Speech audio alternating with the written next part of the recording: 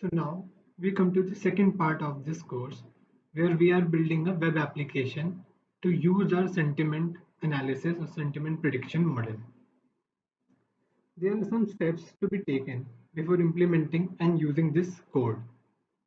First, it has been implemented in Django as the backend. First, we build an environment for our project. Now, there are many ways to build environments for Python libraries and such. And if you are using PyCharm like myself, you can just simply go to files, settings, and yeah, in settings, you can see this project and you have a project name here. Now just go to the project interpreter or maybe project structure. In project interpreter, you can see that there's a project interpreter written here. This is basically telling me if there's a already existing environment setup or you can build a new one here using add. Now you can see that in my environment that is named sent_lg, all of these packages are downloaded. And with this we come to the second part, that is downloading our or maybe installing our packages or dependencies. So wherever you have made a project and wherever your environment is set up, go inside that and see wherever your requirement.txt file is present. If I close all of this, you can see that my requirements.txt file is inside my site directory. So I'm going in my site directory. Now here you have now reached this part. So you can directly write a code that is pip install. Oh, sorry, not pip install. Yeah, actually pip install. Oh my god. Pip install requirement requirements.txt. Once you run this code, all of that that is present in my requirements.txt, you can see here, all of these packages will be installed. Now, once this has been done, you can now run the app. There's one last code that you have to run, which is python manage.py migrate. Now this is actually a command that is present in Django, not in Python, where you are simply calling all of the pre-built database that Django provides into the system so that this Django project can use that database files or maybe that database tables. Once this has been done, the last part is python manage.py run server. Now, once you do this, yeah, it's taking a little time to load, but yeah, here you can see it has given me a development server, and you can click on this link, and when this link open, and you can see that the request resource was not found on this server. Okay, so we are getting a problem now. So if I see my settings.py, yes, see, why this is not running is because I set the debug is equal to false in my settings.py file. Now this is a very important file in Django, and changes done here are very important, and if changes done not right could give you error like it has given me. Now say let's just change this to true and see if the code is now working or not. Yeah. Okay.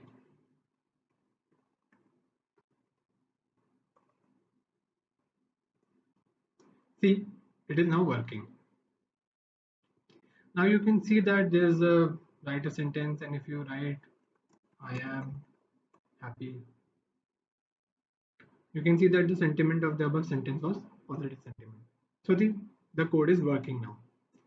So what I wanted to actually show you is that when debug is true, which is usually only for development time, you can see that there's a warning also given: don't run with debug turned on in production.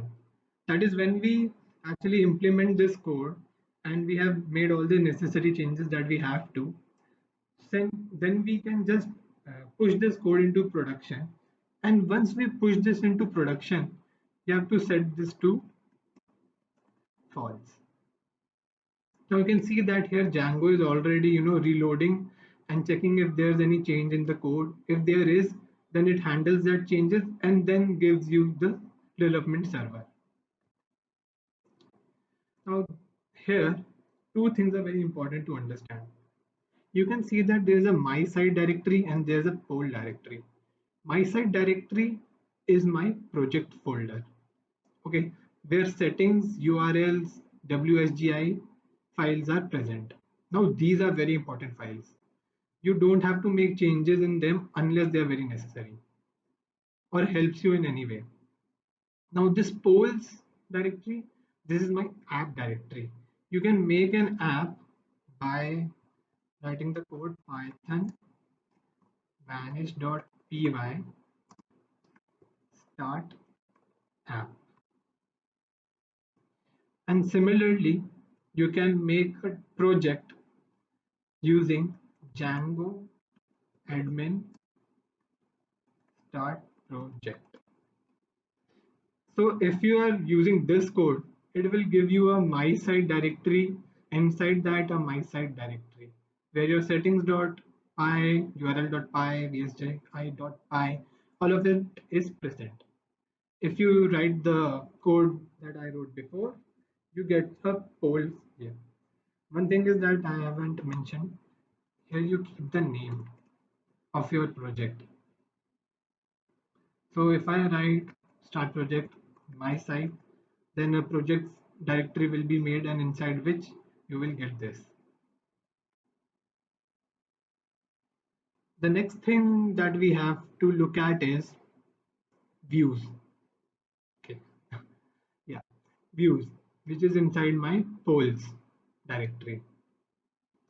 So views is a part implemented in Django where all of your templates, meaning all of your HTML files, are rendered. Or you can say all of the work that is happening in the backend happens here.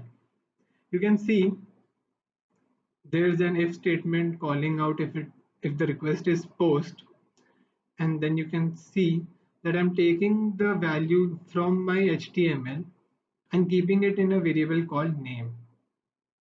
Now there's a final.pre you can see, which I'm going to explain in a minute, and I'm sending this variable value into this function. Now what is this? You can see the final.py. So we made a logistic regression model and we used it for our prediction. So I just saved the model. You can see that the frequency dictionary, I saved it as a pickle file and now I'm loading it here. Similarly, the values that I got for theta, I've saved and now using it here. Now I have the process tweet function, that is pre-processing function. I have my sigmoid function, extract features, and lastly predict tweet function. Oops, yeah, there's a pre that is predicting the actual tweet. Now I'm using my predict tweet function where I'm sending the sentence, that is my tweet, again my dictionary having all the data and my theta values. Now you can see that here our actual logistic regression model is at work and giving me a ypred value. Lastly, I'm checking if my ypred value is greater than 0.5. If it is, then that means that we have a positive sentiment. So here, what I'm sending is my tweet, or let's say a text data, which goes into the final.py predict tweet function.